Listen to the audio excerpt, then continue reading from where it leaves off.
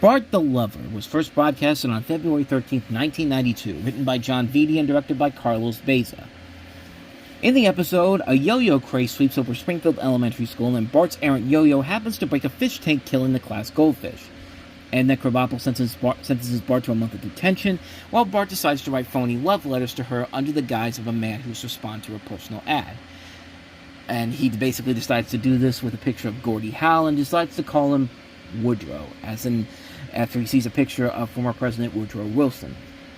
Meanwhile, Homer tries to cut back on swearing after Flanders complains that Todd is picking up on his foul language, to the point where Todd basically at dinner says, "I don't want no damn vegetables." Todd, would you like some mixed vegetables? Hell no. What did you say? I said I don't want any damn vegetables. All right, that's it, young man. No Bible stories for you tonight. Oh.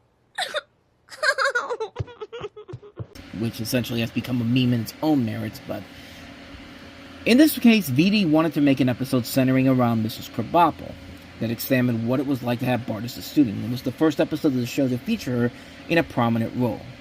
The subplot where Homer was trying to clean up his language was written partially in response to many of the complaints the show had been getting about the amount of cursing on the show. Woodrow's voice was performed by Harry Shearer, who decided to do an impression of Ricardo Montalban. And the picture Bart sends Edna is one of NHL star Gordie Howe. The writers had originally wanted to use a picture of Johnny Unitas, but was unable to get the rights to use his image for free. Marcia Wallace actually did win an Emmy Award for Outstanding Voiceover Performance for her role in this episode, and this episode does prove why there were so many good supporting characters that could be expanded perfectly. And I think the idea of giving Krabappel her very own episode and having Jon Vitti do it does a great job of giving her a really good backstory to work off of and make us a reason why we should care about her more. Much like how people understood Marge's stress as Home Alone, most adults can look at Mrs. Krabappel and see themselves in that same situation. The episode does a very good job of giving her a believable story to work with and show a much more stronger connection than her and Bart share that she'll never know, but Bart will. It is something that's kind of interesting that's kind of made its way into the more recent Simpsons episodes, specifically the Diary Queen episode, which we touched on a little bit in, what episode was that? I think it was, I'm trying to remember which one it was in. It wasn't Bart Gets an F. I was thinking it was that one. I just couldn't remember if that was actually the one I was thinking of, but yeah, Bart himself isn't doing this to just be a jerk, although it comes off like that at first. But he's just a kid. He's just doing this because he thinks this is a fun little gag to play on his teacher. But as the course of the episode goes on and Bart realizes the mistakes he's made, he is trying to do the right thing and set things right. He isn't being a jerk. He just doesn't know the ramifications of what he's done until it hits him right in the face. Sort of like when Homer realizes what he did to Flanders and when Flanders failed. And what really sold me on this episode is how Bart essentially decides to tell the truth without really telling her the truth. Bart finally tells his family what he did, and rather than telling Krabappel what happened and risk her getting embarrassed, because that's what Lisa says, Marge basically is the one that tells them, hey, you need to go tell your teacher about this, and Lisa's the one that say, well, wait, let's not do this, because she could be embarrassed by what we're doing to her.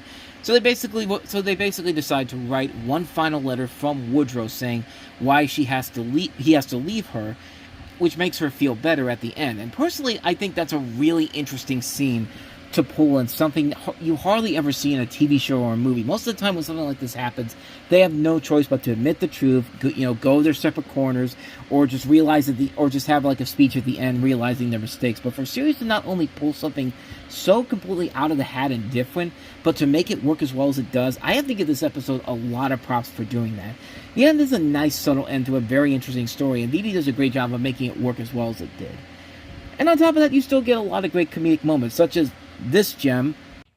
Dear baby, welcome to Dumpville. Population, you. We'll all help. I seriously want to use that line someday on somebody, but you got a lot of great animation, two great stories that both work very well with each other, and a lot of great dramatic moments too.